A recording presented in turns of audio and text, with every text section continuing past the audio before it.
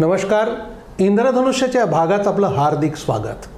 आज आपल्या भेटीला आपल्या देशातील सर्वात हुशार विद्यार्थी येतोय, ज्याची ग्रीनिच बुकमध्ये नोंद झाली आहे. आणि हा विद्यार्थी मराठवाड्यातल्या हिंगोली जिल्ह्यातल्या सेनगाव तालुक्यातल्या एका छोट्या गावातला आहे, की ज्याचं प्राथमिक शिक्षण गावातच 4थीपर्यंत झालं आणि वाशिम जिल्ह्यातल्या रिसोड येथे त्याचं माध्यमिक शिक्षण 5वी ते 10वीपर्यंत आणि 11वी-12वीचं शिक्षण त्याचं राजस्थान कोटामध्ये झालं. त्यांनी 22 ऑलिम्पियाडमध्ये गोल्ड मेडल मिळवलं आहे. पृथ्वीरत्न पुरस्कार त्याला मिळाला आहे. अनेक पुरस्कार त्याला मिळालेले आहेत आणि MIT बोस्टनमध्ये त्याला प्रवेश मिळालेला आहे 100% शिष्यवृत्तीवरती. असा एक आगळा वेगळा विद्यार्थी आपल्या भेटीला येतो आहे. दर्शको, जरा सरसावून बसा आणि बघा की आमच्या आकाशनी ही जी झेप घेतलेली आहे, त्याचं नाव जे आहे ना आकाश, ते त्यांनी कसं सार्थक केलं आहे आपण थेट त्याच्याकडूनच समजून घेऊया. नमस्कार आकाश. मी जो तुझा आत्ता परिचयामध्ये उल्लेख केला की तू हिंगोली जिल्ह्यातल्या सेनगाव तालुक्यातल्या छोट्या गावातला विद्यार्थी आहे आणि आईवडील तुमची शेती आहे. तर तुझं गावचं स्वरूप कसं होतं आणि प्राथमिक शिक्षण तुझ्या गावात कसं झालं, जरा आम्हाला सांग ना दर्शकांसाठी. खरं तर म्हणजे माझं प्राथमिक शिक्षण हे गावातल्या शाळेमध्ये 1ली ते 4थीपर्यंतचं जे काही प्राथमिक शिक्षण आहे ते गावामध्ये झालं आहे, एका जिल्हा परिषदेच्या शाळेमध्ये. जिल्हा परिषदेची शाळा म्हणजे 4-5 वर्ग असतात आणि तेच मुलं गावातले काही गणवेशामध्ये येतात, काही सिव्हिल ड्रेसमध्ये. तर अशा पद्धतीची शाळा आणि त्याच्यामध्ये मी 4थीपर्यंतच शिकलो. परंतु आईवडिलांनी लहानपणापासून एक संस्कार मनामध्ये पेडला होता की प्रामाणिकपणाने आणि कष्टाने जे मिळवलेलं असतं ते चिरकाल टिकतं. आणि एज्युकेशन, मी माझ्या खूप साऱ्या स्पीचेसमध्ये बोललो, education is a powerful weapon which brings new change in your personality. म्हणजे शिक्षण हे एक असं शस्त्र आहे जे तुमच्या पर्सनॅलिटीमध्ये एक नवीन बदल घडवून आणण्याचं काम करत असते. आणि हा विचार आईवडिलांनी 1ली ते 4थी या कालावधीमध्ये माझ्या मनामध्ये पेरला. आणि 1ली ते 4थी या बालवयामध्ये जे आपल्यामध्ये संस्कार होत असतात ते संस्कार आपण पूर्ण आयुष्यभर जपत असतो आणि याच्यामध्ये चांगले संस्कार होणं गरजेचं असते. आईवडिलांनी तेच संस्कार माझ्या मनावरती केले. अभ्यास करायचा असते, शिक्षणाने माणूस मोठा होत असतो, अभ्यास आपण आपल्यासाठी करत असतो, हे आईवडील सांगत गेले आणि मी तसं करत गेलो. खरं लहानपणापासूनच शाळेमध्ये एक हुशार विद्यार्थी म्हणून माझं असं वर्चस्व होतं आणि तेव्हापासूनच मग अभ्यासाची गोडी निर्माण झाली. अभ्यास स्वतःसाठी करायचा असतो, त्यांना आपण मोठे होत असतो, असं करत करत मी अभ्यास करायचो, शाळेमध्ये जायचो आणि त्या काळचे स्कॉलरशिप याच्यामध्ये मी चांगलं. तुझे बाबा आणि आई काय करतात रे? आई आणि बाबा प्रामुख्याने शेती करतात. बाबा शेती करतात आणि आई घरकाम करते. शेती किती आहे? 2 एकर, 2.25 एकर अशी शेती आमच्याकडे. आणि त्याच्यामध्येच आईवडील शेतकरी करून, आईवडील कष्ट करून जो काही 5 जणांचं आमचं कुटुंब, त्यांचा उदरनिर्वाह चालतो. म्हणजे आजी आहे आणि आजी, भाऊ, आई वडील आणि मी, असे आम्ही 5 जण. मग तू जे नंतर मग 5वी ते 10वीपर्यंत तुझा तो वाशिम जिल्ह्यातल्या रिसोडमध्ये झाला का? हां, म्हणजे 4थीपर्यंत एक गुणवान विद्यार्थी म्हणून मी गावामध्ये ओळख होती. तर आता 5वीमध्ये सेमी, आता एक आपल्याकडे मराठवाड्यामध्ये काय पॅटर्न आहे. हां, म्हणजे सेमी अवेलेबल नसतं गावामध्ये आणि तेच तालुक्याच्या ठिकाणी किंवा शहरामध्ये असतं. मग आता सेमीमध्ये मला जायचं आहे. आता 5वीमध्ये एक तर ऍडमिशन भेटत होतं सेमीला त्या काळामध्ये आणि 10वीमध्ये एक तर, त्याच्यामुळे 5वीमध्ये सेमीमध्ये जायचं मला. तर आता कोणता ऑप्शन समोर आहे? आईवडिलांच्या त्याच वेळेस एक दूरदृष्टी, म्हणजे वडिलांनी, आईंनी घरची परिस्थिती नसतानाही एवढं मोठं धाडस केलं. म्हणजे दोन्ही मुलांना तालुक्याच्या ठिकाणी शाळेमध्ये घालायचं, हे त्या काळचं खूप मोठं धाडस होतं आणि त्यांनी तसंच केलं. म्हणजे सेमी आता कुठे चांगली, भारत माध्यमिक व उच्च माध्यमिक शाळा रिसोड या ठिकाणी मी ॲडमिशन घेतलं 5वीमध्ये आणि बस हा प्रवास स्टार्ट केला. खरं तर तिथे ॲडमिशन घेतल्यानंतर तिथे शिक्षकांची ओळख व्हायला काही दिवस लागले. नंतर ओळख झाल्यानंतर ॲज अ फ्रेंड, शिक्षक आणि मी ॲज अ फ्रेंड सगळे डाऊट त्यांना विचारायचो. म्हणजे एक तिथेही चांगला विद्यार्थी म्हणून ओळख माझी होती. आणि या म्हणजे माझं जे काही मी आज आहे ते असण्यामध्ये भारत माध्यमिक व उच्च माध्यमिक शाळेचा फार मोठा वाटा आहे. कारण की तिथे जे काय मी शिकलो, तिथे जे काही संस्कार झाले ते हार्डवर्क कसं करायचं असते हे ते सगळं तिथे किती वेळ अभ्यास करत होतास रे? मी 10वी पर्यंत नॉर्मल 3-4 घंटे असा अभ्यास करायचो, परंतु 11वी मध्ये गेल्यानंतर तिथे पण 10वी पर्यंत तू अन्य काही अवांतर वाचन करत? हा, अवांतर वाचन खूप काही करायचं. भगवद्गीता मी वाचलेली आहे, wings of fire, doctor APJ Abdul Kalam सरांचं अग्निपंख नावाचं बुक, ते अजून खूप सारे कादंबऱ्या वगैरे खूप साऱ्या वाचलेल्या आहेत. आणि म्हणजे DN देशमुख सर म्हणून एक सर होते, त्यांच्यामुळे, परत गिरी सर यांच्यामुळे मला वाचनाची आवड झाली, अवांतर वाचन कसं करायचं असतं त्यानं. आणि माझे जे काही स्पीकिंग स्किल्स आहेत किंवा ज्या काही लिहिण्याची कला, त्या या वाचनामधूनच मला आलेल्या आहेत. तुला 10वीला किती टक्के मार्क मिळाले? 99.40, 99.40. 2019ची बॅच? हां, बिफोर कोविड. हां, बिफोर कोविड. आणि मग आता त्यावेळेला म्हणजे तू तर टॉपरच होतास ना? हां, टॉपरच होतो. ओके. मग तेवढे मार्क मिळाल्यानंतर मग पुढे तू काय करायचं आणि काय शिकायचं याचा काय विचार केला? लहानपणापासून आहे ना, 4थी-5वी पासून एक IAS व्हायचं होतं है ना, कलेक्टर व्हायचं जिल्ह्याचा, असं एक अँबिशन माझं पूर्ण होतं लहानपणापासून. आई वडीलही तेच सांगत आले किंवा वातावरणामध्ये मीही तेच सांगायचं मला कलेक्टर बनायचंय. परंतु 10वी मध्ये गेल्यानंतर मग काय झालं की doctor Padmashri doctor Tatyarao Lahane, doctor Vitthal Lahane हे खूप आधीपासून कॉन्टॅक्टमध्ये होते आणि त्यांनी सांगितलं तुझ्याकडे काहीतरी असं पाहिजे समोर, आता तू म्हणजे UPSCचं प्रिपरेशन करशील, एखादी BA BSc अशी काहीतरी डिग्री घेशील आणि जाशील, जर मे बी UPSC तुझ्याकडनं झाली नाही तर मग हाताखाली काय आहे? बरोबर, काहीच नाही, काहीच नसतं. मी BA BSc करून काहीतरी माझं केलं असतं. मग त्याच्यासाठी तू काय कर की JEE किंवा NEET यांसारख्या स्पर्धा परीक्षा दे, आधी डॉक्टर इंजिनियर चांगला बन आणि त्याच्यानंतर UPSCकडे वळ, असं त्यांनी सांगितलं. मग आता मी काय बनू शकतो? तर मला doctor Padmashri doctor Tatyarao Lahane, doctor Vitthal Lahane यांच्यासोबत मी 1-1.5 दिवस होतो. त्यांनी सांगितलं, ते डॉक्टरची लाईफ मी बघितली, त्याच्यानंतर कळालं की नाही डॉक्टर नाही, मी इंजिनियर चांगला बनू शकतो. आणि मग राजस्थान कोटा येथे 11th मध्ये मी JEEची प्रिपरेशन करणं स्टार्ट केलं. तर असे हे एक महत्त्वाचं वळण माझ्या आयुष्यामधलं. आता तू जेव्हा कोटाला गेलास तर कोटा आपण खेडेगावातले राहिलेले, एकदम कोटा म्हणजे भलतंच मोठं. बरोबर. आणि तिकडेच शिक्षणाच्या तर अनेक गोष्टी, अनेक हुशार विद्यार्थी तुझ्यासारखे पण तिकडे असतील. तर तुझ्या मनामध्ये मग काय काय विचार आले त्यावेळेला? म्हणजे IITच्या प्रवेशासाठी आपल्याला काय करायला पाहिजे, तिकडे अभ्यास कसा करत होता, जरा आम्हाला सांग ना. बरोबर आहे. तर स्टार्टिंगला ज्यावेळेस मी गेलो होतो, पूर्ण भारतामधून खूप सारे विद्यार्थी तिथे येतात, म्हणजे प्रत्येक स्टेटचे काही टॉपर म्हणजे कसं असतं, एका विहिरीमध्ये एक बेडूक असतो, त्याला ते विहीरच त्याचं विश्व असं वाटतं. तसं मला जोपर्यंत हिंगोलीमध्ये होतो, महाराष्ट्रामध्ये होतो, तोपर्यंत महाराष्ट्रच माझं विश्व, ह्याच्यासमोर काही नाही, किंवा IIT पेक्षा मोठेही काहीतरी असू शकतं असं माहितीच नव्हती. बरोबर. मग तिथे गेल्यानंतर या मुलांमध्ये मी मिसळलो, त्यावेळेस कळालं की IIT काय आहे, MIT काय आहे, स्टॅनफोर्ड, ऑक्सफर्ड, हार्वर्ड ह्या युनिव्हर्सिटीज काय. IITचा वर्ल्ड रँक 177 येतो मुंबई जगातून, IIT बॉम्बेचा. अच्छा. मग त्यावेळेस मला एक असं मनामध्ये क्लिक झालं की यार, डॉक्टर APJ अब्दुल कलाम सरांचा एक म्हणजे लहानपणापासून प्रभाव माझ्यावरती आहे. त्यांचं खूप सारं वाचन केलेलं आहे, खूप इन्स्पायर करतात ते मला.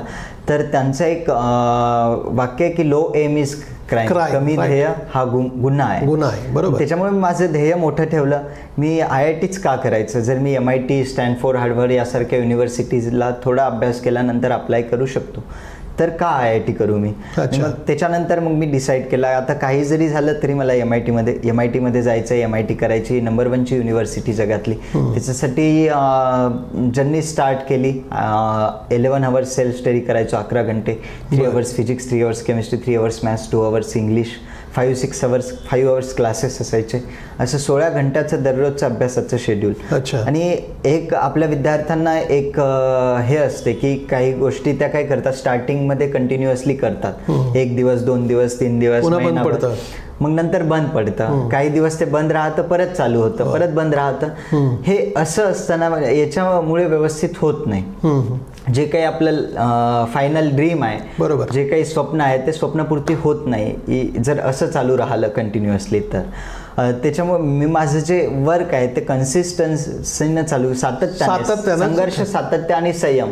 कोणतेही यश मिळवण्यासाठी ह्या गोष्टी मॅटर करत असतात. संघर्ष जो काय आपण घराच्या दूर राहतो 2-3 वर्ष, तो संघर्ष आहे आपला. मेसवरचं खाणं, आई वडिलांपासून दूर राहणं, क्लास करणं, हा संघर्ष तो सातत्याने आपल्याला करायचा आहे ना. सातत्याने अभ्यास, काही प्रायमरी थिंग्स आपल्या असतात. प्रायमरी गोष्ट या वयामध्ये जी विद्यार्थ्यांची आहे ती फक्त अभ्यास आहे. बाकीच्या गोष्टीमध्ये सेकंडरी थिंग्स बाकीच्या येतात, फॅमिली, परत मित्र, हे त्या गोष्टी या एजमध्ये असतात. बरोबर, त्या सेकंडरी असतात, त्याही करायच्या.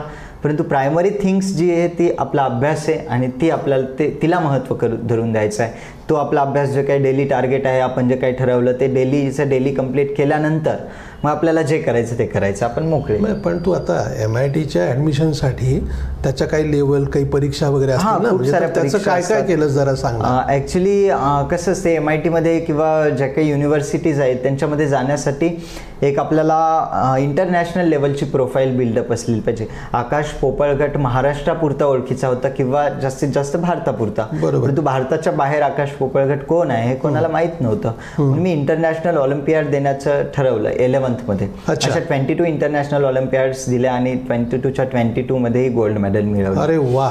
तर मग आता एक इंटरनॅशनल आणि 4 वर्ल्ड रेकॉर्ड सेट केले. तशी इंटरनॅशनल स्ट्रॉंग एक इंटरनॅशनल प्रोफाईल माझी बिल्डअप झाली आणि बस मग आकाश पोपळगट काय आहे पूर्ण जगाला कळालं आणि MITनं एक्सेप्टही केलं. तुला 88 काहीतरी सुवर्ण पदक मिळाले. हा, एका ऑलिम्पियाडच्या 4 स्टेजेस असतात. इंटरनॅशनल 22 आहेत आणि असे पूर्ण जर काउंट केले तर ते 88. तुला म्हणजे एकदाही खाली आलाच नाहीस तू, म्हणजे सगळ्या परीक्षेमध्ये टॉपच. हा, पण ते कसं असते की काही वेळेस असं नाही की आपल्याला जेवढे ठरवले आपण तेवढे मार्क मिळतील. ते कसं काही वेळेस माझ्या बाबतीमध्ये अपयश आलं नाही, परंतु मोस्ट ऑफ द स्टुडंट असतात ते अपयशही येतं आणि तेही महत्त्वाचं असतं. परंतु ज्या वेळेस मला कमी मार्क पडायचे किंवा खचलेलं असतो त्यावेळेस एक सुरेश भटांची कविता आहे. अच्छा. विझलो जरी आज मी हा माझा अंत नाही, पेटेल पुन्हा नव्याने सामर्थ्य नाशिवंत नाही. छाटले जरी पंख माझे पुन्हा उडेल मी, अडवू शकेल मजला अजून अशी भिंत नाही. पेटण्याचे झोपडी माझे झालेत कैक कावे, पेटेल झोपडी अशी आग ज्वलंत नाही. येथील वादळे खेटेल तुफान अजून वाट चालतो आहे मी, कारण अडथळ्यांना भिवून अडखळणे पाऊलांना पसंत नाही. ही सुरेश भटांची कविता फार मला मोटिवेट करायची. आणि ज्या वेळेस असं वाटायचं मी काही करू शकत नाही, काही माझ्याकडनं होणार नाही, हे टॉपिक खूप अवघड आहे, हे मी कसं करू, त्या वेळेस ती कविता मनामध्ये मी म्हणायचो. क्या बात आहे. आणि ही फार मोटिवेट करायची. आणि एक तर परिस्थिती असते आपली घरची जी मोटिवेट करत असते, आई वडिलांचे कष्ट असतात जे की मोटिवेट करत असतात.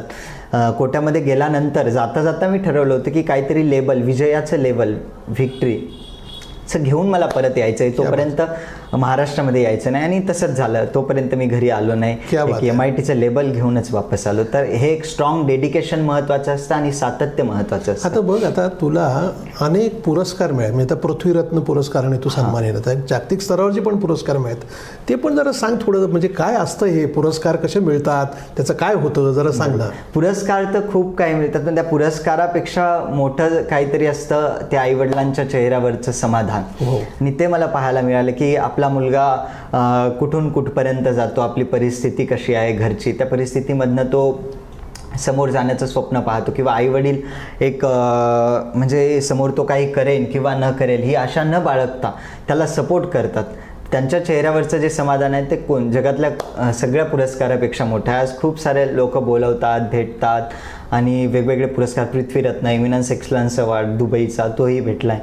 अजून खूप सारे पुरस्कार आहेत जे की भेटलेत आणि भेटणारेही आहेत. बरोबर. पण सगळ्यात महत्त्वाचं ते आईवडिलांच्या चेहऱ्यावरचं समाधान, ते मला पाहायला मिळालं आणि ते प्रत्येक पुरस्कारापेक्षा माझ्यासाठी मोठं आहे.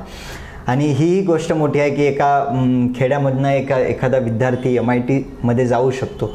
तर कोणीही काहीही करू शकतं, फक्त मनामध्ये एक स्ट्रॉंग डेडिकेशन असावं लागतं. एखादी गोष्ट इम्पॉसिबल किंवा अशक्य कुठपर्यंत असते, जोपर्यंत एखादा माणूस तिला करू शकत नाही. आता मी करू शकतो, तसा हजारो मुलं आहेत बाकीचे जे की करू शकणार नाही. आता ह्या तुझं IITचं जे शिक्षण आहे त्याची काय कसल्या प्रकारची स्कॉलरशिप तुला मिळाली होती? MITची 100% स्कॉलरशिप मिळाली, ॲडमिशन आणि तिथे लिव्हिंग कॉस्ट जी काय आहे ते जे काय असेल, जेवण खाण राहणं सगळं एव्हरीथिंग 100%. आपल्याकडे एक तुझ्या नावानंच आकाशी झेप घे रे पाखरा सोडी सोन्याचा पिंजरा, तसं तू सोन्याचा पिंजरा सोडून आकाशात झेप घेतोयस. बरोबर. आणि एक जसं म्हणतात की जसं आपण झेप घेतो ना, म्हणजे घर असावे घरासारखे नकोच नुसत्या भिंती, तिथे असावा प्रेम जिव्हाळा नकोच नुसती नाती. बरोबर. त्या घरत्यातून पिलू उडावे. हां, म्हणजे त्याची भरारी घेतली पाहिजे, परंतु पिलू उडताना त्याने झेप घेताना त्याची उंबरठ्यावर भक्ती असली पाहिजे, असं त्या कवीने म्हटलंय. आई वडीलही तेच सांगत राहतात की बरोबर, म्हणजे जमीन कधी सोडू नये. तर माझा प्रश्न असा आहे की तू MIT मध्ये शिक्षण घेतल्यानंतर तुझं ध्येय काय, तुला काय करायचं? मला डॉक्टर APJ अब्दुल कलाम सरांच्या स्वप्नातला भारत बनवण्यासाठीचं योगदान द्यायचंय. फिजिक्स, ॲस्ट्रॉनॉमी यांच्यामध्ये रिसर्च मला करायचं आहे आणि आवडेल, त्यांच्यासारखं जगायला आवडेल मला. वा. आता शेवटचं की तू जो उल्लेख केलास की आपल्याकडे हजारो विद्यार्थी स्पर्धा परीक्षा देतात, तर त्या विद्यार्थ्यांनी त्यांच्या पालकांनी कसं करायला पाहिजे असं शेवटचं जरा तू सांग. बरोबर आहे. कसं असतंय की आई वडिलांचं काम आई वडील म्हणजे करतातच, परंतु आपल्याकडे काय आहे ते त्यांना विद्यार्थ्यांना असं दांबून ठेवणं आतमध्ये, हा एक प्रकार घडत असतो की नाही तुझं हे ड्रीम आहे, ते ड्रीम आहे, तू हे नको करू, आमच्या म्हणण्यासारखं डॉक्टर हो, इंजिनियर हो. कसं नसतं. विद्यार्थी कोणत्याही क्षेत्रामध्ये जाऊ शकतो. तुम्ही हजारो एक्झाम्पल आहेत, लता मंगेशकर, सचिन तेंडुलकर, अजून खूप सारे आहेत की जे शिक्षणामध्ये नव्हते, परंतु त्यांनी एक आता संगीत क्षेत्रामध्ये सगळ्यात मोठं गाजलेलं नाव म्हणजे लता मंगेशकर. त्यांनी एवढं काही एखाद्या फील्डमध्ये आपण जात असतो, त्या फील्डचा एव्हरेस्ट आपल्याला व्हायचं, एव्हरेस्ट म्हणजे सगळ्यात मोठं ठिकाण आपल्याला गाठायचं आहे. फक्त तेच असते. आणि आईवडील अथरून पाहून पाय पसरा असं म्हणतात, परंतु नाही, तसं नसते. आपलं पायापर्यंत पसरत जायचं, अथरून आपोआप मोठं होत असतं. अरे वा. तर तसंच आहे. आणि विद्यार्थ्यांचं कसं असते म्हणजे कन्सिस्टन्सीनं हार्डवर्क ते करत नाही, नेहमी स्वप्न आपलं मोठं ठेवायचं. मी तर नेहमी विद्यार्थ्यांना सांगत असतो की dream big, do not give a break, keep working hard, it's okay someone is laughing you, pulling your leg, pulling your back down, it's okay, you just keep working hard, looking up to the sky, it doesn't matter what anyone else says. ना लोक काय म्हणतील ते matter करत नाही. कारण एक हिंदीमध्ये एक वाक्य आहेत काही की कुछ रीत जगत की ऐसी है हर एक सुबह की शाम हुई, तू कौन है तेरा नाम ही क्या, सीता भी यहाँ बदनाम हुई, फिर क्यों संसार की बातों से भीग गए तेरे नैना, कुछ तो लोग कहेंगे लोगों का काम है कहना. त्याच्यामुळे लोक काही म्हणतील, आपण आपल्या वेळासारखा अभ्यास करत राहायचं. आपल्या आईवडिलांचे जे आपल्याकडनं जे काही स्वप्न आहेत, आपले जे काही आपण ज्या पोझिशनवरती स्वतःला इमॅजिन केलं त्या पोझिशनवरती कार्य करत राहायचं. फक्त हेच विद्यार्थ्यांना सांगेल, कन्सिस्टन्सीनं हार्डवर्क करा. आणि पालकांचं कसं असते की गरजेपेक्षा जास्त विद्यार्थ्यांना संसाधने देणं किंवा त्यांच्याकडनं म्हणजे असं ते सांगतात की मला जे मिळालं नाही ते माझ्या विद्यार्थ्यांनाही मिळालं, परंतु तसं नसतं. संसाधने विद्यार्थ्यांना जरूर पुरवा, पण त्याची जाणीवही त्यांना करून देणं गरजेचं आहे. तर असंच की पालकांनी विद्यार्थ्यांकडनं जे काही एक्सपेक्टेशन त्यांची जी काही हे आहे त्याप्रमाणे ठेवावे. अरे धन्यवाद, थँक्यू, मनापासून आभार. प्रेक्षक हो, अतिशय एक वेगळी माहिती आपल्याला आकाशने दिली. आपल्याला हा जर व्हिडिओ आवडला असेल तर तो आपल्या मित्रांना, नातेवाईकांना पुढे पाठवा व सबस्क्राईब करा. धन्यवाद. थँक्यू सर, इथे बोलवलं मला आणि तुमच्या इंद्रधनुष्य याच्यामध्ये सहभागी करून घेतलं. आणि विद्यार्थ्यांना हे सांगेल की खूप मोठे व्हा, आपल्या आईवडिलांचं, आपलं महाराष्ट्राचं, भारताचं नाव सगळीकडे गाजवा. ह्याच तुम्हाला शुभेच्छा. धन्यवाद. नमस्कार, मी निवेदिका प्राध्यापिका सुकाळे प्रतीक्षा बबर आपल्या समोर घेऊन येत आहे वेगवेगळ्या कार्यक्रमांचे निवेदन. त्यामध्ये लग्न समारंभ, बर्थडे पार्टी, डोहाळे जेवण तसेच वेगवेगळ्या प्रकारच्या सांस्कृतिक कार्यक्रमांचे निवेदन मी उत्कृष्ट प्रकारे करत आहे. तसेच येणाऱ्या नवरात्र उत्सवामध्ये आपल्या सर्व गावागावांमध्ये होणाऱ्या होम मिनिस्टरचे खेळ देखील वेगवेगळे एक आगळावेगळा उपक्रम म्हणून होम मिनिस्टर कार्यक्रमासाठी आणि वेगवेगळ्या प्रकारच्या कार्यक्रमांचे निवेदन करण्यासाठी खालील नंबरशी संपर्क साधावा. धन्यवाद.